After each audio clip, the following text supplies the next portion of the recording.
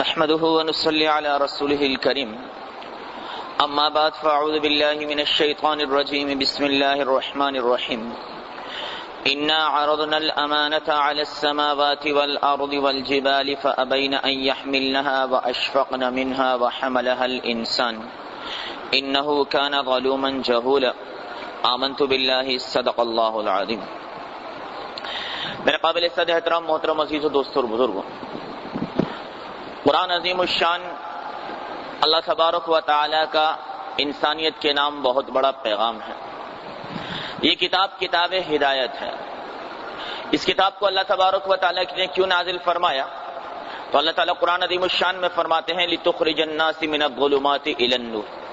ہم نے قرآن کو اس لیے نازل فرمایا تاکہ میرے محبوب آپ لوگوں کو اندھیرے سے، گمراہی سے ہدایت کی طرف لانے والے بن جائیں۔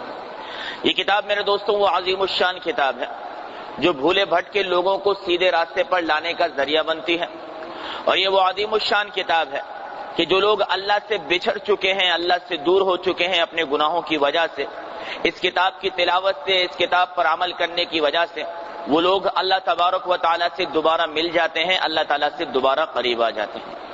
اس لیے میرے دوستوں، آپ نے لوہے کا مقناطیس تو دیکھا ہی ہوگا، وہ جہاں کہیں بھی ہوتا ہے، اطراف میں جتنا بھی لوہا ہوتا ہے وہ اس کو اپنی طرف کھینچنے والا بن جاتا ہے۔ اسی طرح یہ اللہ تبارک و تعالیٰ کا جو پاک اور مقدس کلام یعنی قرآن عظیم الشان ہے، یہ جہاں کہیں بھی میرے دوستوں پڑھا جاتا ہے، یہ اللہ تعالیٰ کی رحمتوں کے کھینچنے کا ذریعہ بن جاتا ہے۔ اس لیے اللہ تبارک و تعالیٰ نے ارشاد فرمایا وَإِذَا قُرِئَ الْقُرْآنُ فَاسْتَمِعُوا لَهُ وَأَنصِتُوا لَعَلَّكُمْ تُرْحَمُونَ، کہ لوگوں جب قرآن پڑھا جائے تو تم خاموش رہ کر قرآن کو سنا کرو تاکہ تم پر رحم کیا جائے۔ یعنی جہاں کہیں بھی اللہ کا قرآن پڑھا اور پڑھایا جائے گا، سنا اور سنایا جائے گا، سمجھا اور سمجھایا جائے گا، وہاں اللہ تبارک و تعالیٰ کی رحمت جو ہے وہ چھم چھم بارش کی طرح برسنا شروع ہو جائے گی۔ اور ایسا کیوں نہ ہو میرے دوستو، نبی کریم صلی اللہ علیہ وآلہ وسلم کا فرمان ہے کہ ترکت فیکم امرین لن تضلوا ما تمسکتم بها کتاب اللہ و سنت رسولہ، لوگوں تمہارے درمیان دو چیزیں چھوڑ کے جا رہا ہوں، جب تک ان دونوں کو مضبوط پکڑ کے رکھو گے کبھی بھی گمراہی کے راستے پر نہیں جاؤ گے۔ ایک اللہ کی کتاب یہ قرآن ہے، اور دوسرا میری سنت ہے۔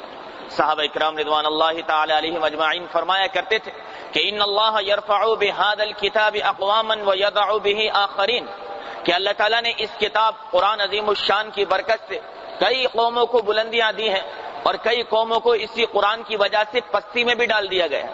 جن قوموں نے اپنے ریتی رواج اور دستوروں میں اللہ کے قرآن کے حکموں کو سامنے رکھ کر بنایا ہے، اللہ تعالیٰ نے ان قوموں کو بلندیوں کے اوپر پہنچا دیا ہے، اور جن قوموں کے دستور قرآن کے حکموں سے خالی ہوا کرتے ہیں اللہ تعالیٰ ان قوموں کو پستیوں کے اندر ڈال دیا کرتا ہے۔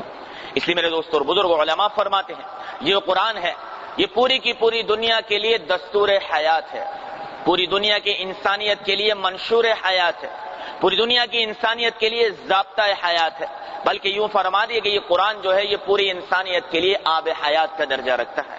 جو اس قرآن پر عمل کرے گا اللہ تبارک و تعالیٰ ان کو حقیقی زندگی اور حقیقی حیات اللہ تعالیٰ ان کو نصیب فرما دے گا۔ میرے محترم عزیزوں، یہ قرآن وہ عظمت والی کتاب ہے کہ جس رب کا یہ کلام ہے اس رب کا پوری کائنات میں کوئی ثانی نہیں۔ وَلَوْ أَنَّ مَا فِي الْأَرْضِ مِنْ شَجَرَةٍ أَقْلَامٌ وَالْبَحْرُ يَمُدُّهُ مِنْ بَعْدِهِ سَبْعَةُ أَبْحُرٍ مَا نَفِدَتْ كَلِمَةُ اللَّهِ، جس رب نے یہ قرآن جس نبی پر نازل کیا 1,24,000 انبیاء کرام میں اس نبی کا کوئی بھی ثانی نہیں ہے۔ ما كان محمد ابا احد من رجالکم ولكن رسول اللہ وخاتم النبیین، حتیٰ کہ جو امین فرشتہ اس کو لے کر آیا کروڑوں اربوں خربوں فرشتوں میں اس فرشتے کا کوئی ثانی نہیں ہے۔ اللہ تبارک و تعالی نے فرمایا انہ لقول رسول کریم ذی قوۃ عند ذی العرش مکین مطاع ثم امین۔ اور میرے دوستوں، جس مہینے میں یہ قرآن نازل کیا گیا سال کے 12 مہینوں میں برکت کے اعتبار سے اس مہینے کا کوئی ثانی نہیں۔ شہر رمضان الذی انزل فیہ القرآن ھدی للناس وبینات من الھدی والفرقان، اور جس رات میں یہ قرآن نازل کی گئی میرے دوستوں وہ رات برکتوں کے اعتبار سے اپنے اندر کسی بھی رات کو سال کی 365 راتوں میں اس کا کوئی ثانی نہیں. انا انزلناہ فی لیلۃ القدر وما ادراک ما لیلۃ القدر لیلۃ القدر خیر من الف الشہر. ایسی مبارک رات میں یہ قرآن نازل کیا گیا ہے کہ اس ایک رات کی عبادت کرنا 1000 مہینوں کی عبادت کے برابر نہیں، 1000 مہینوں کی عبادت سے بھی کئی گنا زیادہ بہتر ہے. میرے محترم عزیزو، دوستو اور بزرگو، یہ اللہ تبارک و تعالیٰ کا کلام ہے، اور میرے محبوب نے فرمایا کہ فضل کلام اللہ علی سائر الکلام کا فضل اللہ علی خلق کلہ، کہ اللہ تعالیٰ کے کلام کو تمام کے تمام کلاموں پر ایسی فضیلت حاصل ہے جیسا میرے رب کو اپنی پوری کی پوری اس مخلوقات پر خصوصی فضیلت حاصل ہے. اصل معاملہ یہ ہے میرے دوستوں کہ ابھی تک ہمیں قرآن کریم کی تاثیر کا اندازہ ہی نہیں ہے. جس دن مجھے اور آپ کو قرآن کی تاثیر کا اندازہ ہو گیا نا میرے بھائی، پھر اٹھتے بیٹھتے چلتے پھرتے میری اور آپ کی زبان پر یہ اللہ کا قرآن ہی جاری اور ساری رہے گا. اس لیے بعض علماء کرام نے بڑی عجیب بات فرمائی کہ دنیا میں الگ الگ قسم کے لوگ ہوتے ہیں. بعض لوگ قرآن کے قاری ہوتے ہیں، قرآن کو پڑھنے والے ہوتے ہیں. بعض لوگ حافظ قرآن ہوتے ہیں کہ قرآن کو یاد کرنے والے ہوتے ہیں. بعض لوگ ناشر قرآن ہوتے ہیں، قرآن چھاپتے ہیں، اس کی نشر و اشاعت کو عام کرتے ہیں. بعض لوگ عالم قرآن ہوتے ہیں، قرآن کے معنی تفسیر اور اس فرمایا کہ اس کے مفہوم کو جاننے والے ہوتے ہیں. بعض لوگ داعی قرآن ہوتے ہیں، قرآن کی دعوت کو پوری دنیا میں عام کرتے ہیں. لیکن بعض لوگ میرے دوستوں عاشق قرآن ہوتے ہیں. اس قرآن سے جس کو محبت اور عشق نصیب ہو جائے میرے دوستوں، تو یہ قرآن اس کی کامیابی کی ضمانت لینے والا بن جاتا ہے. اس لیے میرے دوستوں میں اور آپ کیا ہیں، جب جنہوں نے اس قرآن کو سنا نا جنات نے، تو کیا فرمایا، انا سمعنا قرآنا عجبا، ارے ہم نے بڑا عجیب کلام سنا ہے، ایسا کلام تو ہم نے کبھی نہیں سنا.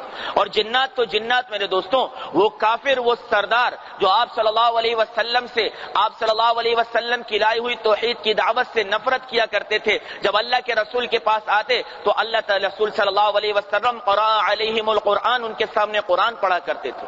وہ جب قرآن سنتے تو ان کی دل کی جو کیفیت تھی وہ تبدیل ہونا شروع ہو جایا کرتی تھی. اب وہ جب قرآن سنتے تو کہتے ان ھذا لسحر یؤثر، یہ بڑا عجیب کلام ہے یار، کہ محمد صلی اللہ علیہ وسلم کی زبان سے جب یہ نکلتا ہے تو ہمارے دل کی کیفیت تبدیل ہونا شروع ہو جاتی ہے.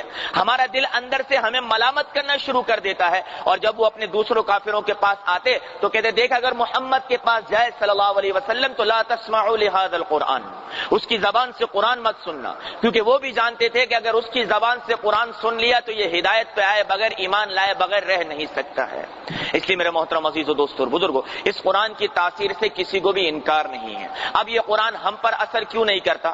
اس کی وجہ یہ ہے میرے دوستوں کہ ہمارا دل گناہوں کی وجہ سے سیاہ ہو چکا ہے، ہمارا دل گناہوں کی وجہ سے سخت ہو چکا ہے. ورنہ یہ قرآن تو وہ عظمت والا قرآن ہے میرے دوستوں کہ ایک گتا ہے، مارکیٹ میں جب وہ بن کر آتا ہے فیکٹری سے، بے جان ہوتا ہے، کوئی قدر و قیمت نہیں ہوتی، یہاں پھینک دیا، وہاں پھینک دیا، وہاں پھینک دیا. لیکن جب یہی گتا اس قرآن عظیم و شان کے ساتھ لگ جاتا ہے، پھر لوگ اسے چومتے ہیں، اسے آنکھوں پہ لگاتے ہیں، سر سے لگاتے ہیں، سینے پر لگاتے ہیں. یار قرآن تو اندر ہے، قرآن بھلے ہی اندر ہے، لیکن یہ گتا قرآن سے مل چکا ہے، قرآن سے چپک چکا ہے. اب اس کے قرآن سے ملنے کی وجہ سے اس کی بھی وہی عظمت، اس کی بھی وہی قدر کی جائے گی جو قرآن کی جا رہی ہے. ارے میرے دوستو، یہ قرآن جب ایک بے جان گتے کو اپنے ساتھ ملا کر اسے عظمت والا بنا سکتا ہے، تو جس انسانیت کے لیے اللہ تعالیٰ نے اسے نازل کیا، اگر وہ انسان اس قرآن پر عمل کرنا شروع کر دے، اس کو اپنی زندگی میں اتارنا شروع کر دے، تو یہ قرآن اس کو کتنی عظمت کی بلندیوں پر پہنچا دے گا. اس لیے میرے دوستوں، آپ صلی اللہ علیہ وسلم کا فرمان ہے کہ جس طرح تم میں سے کوئی گانے والی جب گانا گاتی ہے اور لوگ اس کا گانا کان لگا کر سنتے ہیں، ارے فرمایا کہ اللہ تبارک و تعالی قرآن پڑھنے والے کا قرآن اس سے بھی زیادہ کان لگا کر سننے والا ہوتا ہے. اور فرمایا کہ جب کوئی شخص قرآن پڑھتا ہے تو اللہ تعالیٰ کے فرشتے اس کو چاروں طرف سے گھیر لیا کرتے ہیں. بڑی عجیب بات کرنے لگا ہوں کہ فرشتے جو ہیں وہ قرآن نہیں پڑھ سکتے ہیں، فرشتے قرآن سنتے ہیں، قرآن پڑھتے نہیں ہیں. پورے کے پورے فرشتوں میں ایک فرشتہ ہے جبرائیل امین جو قرآن پڑھ سکتا ہے. وہ بھی اس لیے کہ وہ پیغمبر تھا، وہ نبیوں کے پاس قرآن اور آپ صلی اللہ علیہ وسلم کے پاس قرآن اور دیگر نبیوں کے پاس جو ہے وہ صحیفے لے کر آیا کرتا تھا. اس کے علاوہ فرشتے قرآن پڑھ نہیں سکتے لیکن سنتے ضرور ہیں. اس لیے آپ صلی اللہ علیہ وسلم نے فرمایا کہ جب تم میں سے کوئی آدمی قرآن پڑھتا ہے تو فرشتے اس کے قریب ہوتے ہوتے ہوتے ہوتے اتنا قریب آ جاتے ہیں کہ فرشتے اپنے لبوں کو قرآن پڑھنے والے کے لب کے اوپر رکھ لیتے ہیں. دوسرے الفاظوں میں یوں سمجھیں کہ جو آدمی کثرت سے قرآن کی تلاوت کرتا ہے فرشتے اس کے لبوں کا بوسہ لیا کرتے ہیں. کہتے ہیں کہ ایک وقت کے بہت بڑے امام گزرے ہیں، امام عاصم کوفی رحمۃ اللہ علیہ. آج میں اور آپ جو قرآن پڑھتے ہیں وہ انہی کی طرز پر قرآن پڑھتے ہیں. قرآن سے ان کو بڑی محبت تھی، بڑا لگاؤ تھا اور کثرت سے قرآن کی تلاوت کیا کرتے تھے. ان کے منہ سے بڑی عجیب سی خوشبو آیا کرتی تھی. ان کے جو طلباء تھے وہ درس میں اور قرآن سیکھتے وقت جب ان کے سامنے بیٹھتے تو خوشبو کو محسوس کرتے تھے.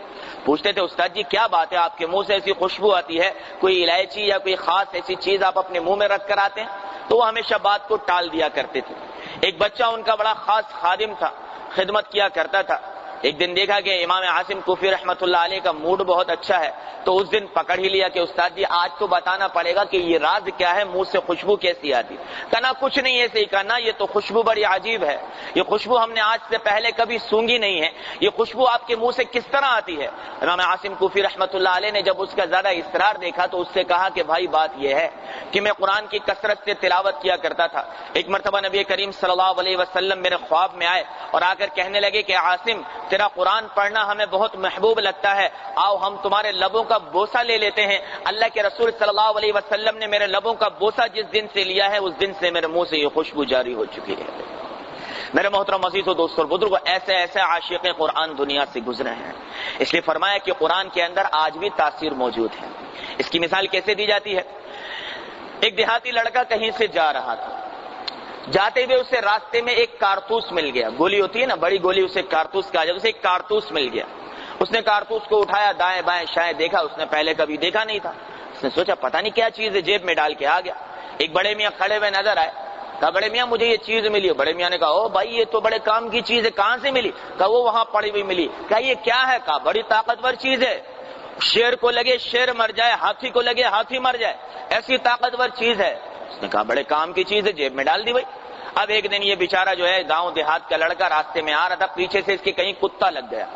اب یہ آگے آگے دوڑ رہا ہے، کتا پیچھے پیچھے دوڑ رہا ہے. اس کے ذہن میں خیال آیا او تو کتے سے ڈر رہا ہے، تیرے جیب میں تو کارتوس ہے جو شیر بھی مر جائے ہاتھی بھی مر جائے. اس نے جیب سے کارتوس نکالا اور کتے کو کھینچ کے مارا. اب کتا کیا مرنا تھا وہ باولا ہوا اور اس کے پیچھے دوڑنا شروع ہو گیا.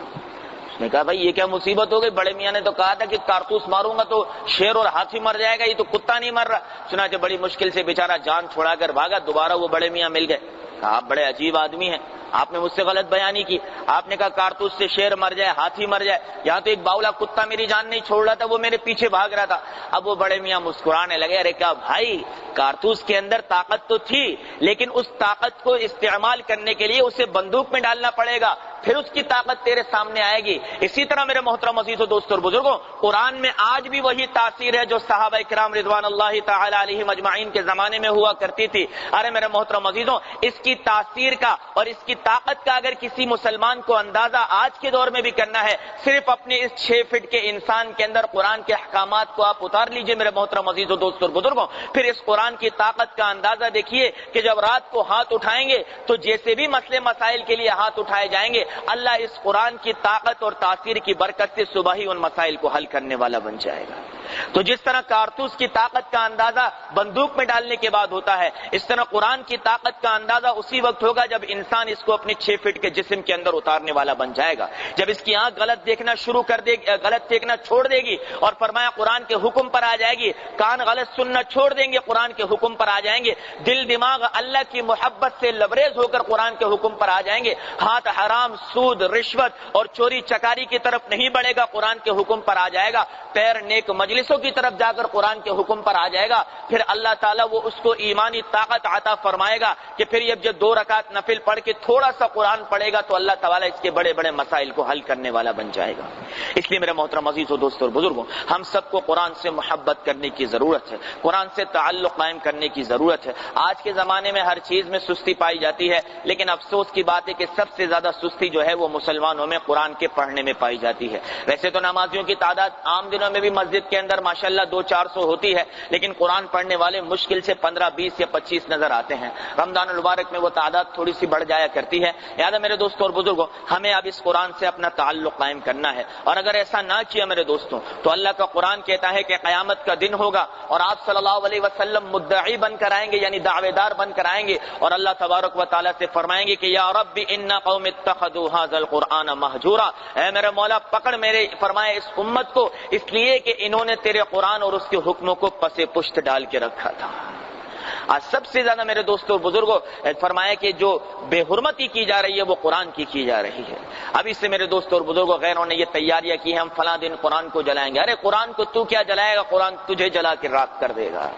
یہ اللہ کا قرآن اوراق میں باقی نہیں ہے، یہ ایک چھوٹے سے مسلمان بچے کے دل کے اندر بھی باقی ہے، اور ایسا باقی ہے میرے دوستوں اور بزرگوں کہ 6666 آیات میں جو لاکھوں الفاظ ہیں، ان لاکھوں الفاظوں میں سے کسی ایک لفظ کا کھانا تو دور کی بات، اگر اس کے زبر کو زیر یا زیر کو پیش یا پیش کو زبر پڑھ لیا تو بھی ایک 6 سال کا بچہ فوراً پڑھنے والے کو کھینچ کر کہتا ہے کہ قرآن درست پر۔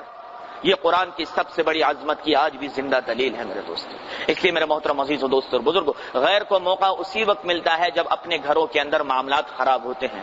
وہ کہتے ہیں نا جی ہمارے اپنے ہی فرمائے کھوٹے مضبوط نہیں ہیں تو پھر ہمارے تمبو اور بمبو کہاں سے کھڑے ہوں گے۔ آج ہم خود مسلمانوں نے قرآن سے محبت کم کر دی ہے تو غیر قرآن کے ساتھ جو بھی رویہ اختیار کرے اس کی ہمت اور طاقت کی بات ہے۔ اس لیے میرے محترم عزیز و دوستو اور بزرگوں، آج کی اس مجلس میں اور آپ اللہ تبارک و تعالی سے یہ عہد کریں، یہ عزم اور یہ ارادہ کریں کہ میرے مولا انشاءاللہ تعالی آج تک جتنی بھی قرآن کے پڑھنے میں ہمیں سستی ہوئی ہے ہم اس سستی کو دور کریں گے، ہم اس پر توبہ اور استغفار کریں گے، اور یہ جو قرآن ہم نے ایک مرتبہ اپنی زندگی کے اندر پڑھا ہوا ہے انشاءاللہ روزانہ اس قرآن پاک کی ہم تلاوت کریں گے، اس قرآن کے حلال کو حلال اور حرام کو حرام جانتے ہوئے انشاءاللہ تعالی زندگی گزاریں گے۔ اور پھر اس کی تاثیر دیکھیے گا، کہتے ہیں کہ ایک صحابی رضی اللہ تعالی عنہ جو ہے وہ رات کو تہجد کی نماز کے اندر سورہ رحمان پڑھ رہے تھے، پڑھتے پڑھتے جب پہنچے یعرف المجرمون بسیماہم فیؤخذ بالنواصی والاقدام کہ قیامت کے دن اللہ تبارک و تعالی ان مجرمین کو جب فرمایا جہنم دکھائے گا تو اللہ کا قرآن کہتا ہے کہ وہ جان لیں گے بسیماہم فیؤخذ بالنواصی والاقدام کہ انہوں نے آگے کیا چھوڑا اور پیچھے کیا چھوڑا۔ اب وہ صحابی تھے، گناہوں سے فرمایا میرے دوستو اللہ تعالیٰ نے ان سے اپنی رضا کا اعلان کر رکھا تھا، لیکن وہ اس آیت کو پڑھ کر اتنا روئے کہ صبح اللہ کے رسول کے دربار میں آئے تو اللہ کے رسول نے فرمایا کہ بھائی تیرے رونے نے تو آسمان کے فرشتوں کو بھی رلا کے رکھ دیا ہے۔ وہ قرآن پڑھا کرتے تھے۔ اگر ایسی محبت مجھے اور آپ کو بھی نصیب ہو جائے نا میرے دوستوں، پھر دیکھیے اللہ تعالیٰ کیسے بیڑے پار لگاتا ہے۔ تو اللہ تعالیٰ ہم سب کو قرآن سے محبت نصیب فرمائے۔ آخری بات کر کے اپنی بات کو بند کرتا ہوں میرے دوستوں اور بزرگوں، اگر ہم میں سے کسی سے یہ کوتاہی ہو گئی کہ چہرے پر سفید بال آ گئے، بڑھاپا آ گیا، ہم نے قرآن نہیں پڑھا، اپنی اولاد کو قرآن پڑھائیے۔ اگر اولاد کی عمریں اتنی نکل چکی ہیں اپنے پوتے پوتیوں نواسے نواسیوں میں حافظ قرآن بنائیے، اور اللہ تعالیٰ سے دعائیں مانگیے کہ یا اللہ ہم سے یہ کوتاہی ہوئی، ہم سے یہ کمی ہوئی، ہم اس کمی کوتاہی کو اپنے خاندان کے بچوں میں پورا کرنا چاہتے ہیں، اور خود بھی کوشش کر کے تھوڑا تھوڑا قرآن پڑھنا شروع کر دیجیے تاکہ میرے دوستوں کچھ نہ کچھ قرآن کے الفاظ اللہ تعالیٰ قیامت کے دن میری اور آپ کی نجات کا ذریعہ بنا دے۔ اللہ تعالیٰ ہم سب کو قرآن عظیم الشان سے محبت کرنے کی